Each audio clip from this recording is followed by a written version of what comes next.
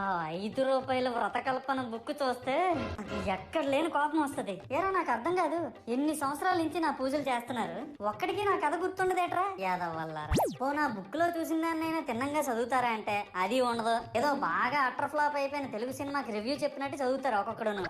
ఇంకా తర్వాత 9 రాత్రుల పాటు నాకు ఎన్ని సినిమాలు చూపించాలో అన్ని సినిమాలు చూపిస్తారా. ఇందులో ఫన్నీ పార్ట్ ఏంటంటే నేను ఎన్ని బ్యాచ్లను చూస్తాను తెలుసా. ప్రతి వీధి పందిరి దగ్గరికి తిరుగుతూ నా విగ్రహాలకు రివ్యూ ఇచ్చే బ్యాచ్ ఒకటి, ప్రసాదాల కోసం ప్రతి పందిరి దగ్గరికి తిరిగే బ్యాచ్ ఇంకొకటి. ఇంకా దరిద్రం ఏంటంటే నాకు కొట్టిన కొబ్బరికాయలు ఏమైనా మిగిలిపోయేమో వాటిని తీసుకెళ్లి పచ్చడి చేసుకుందాం అనే బ్యాచ్ ఒకటి.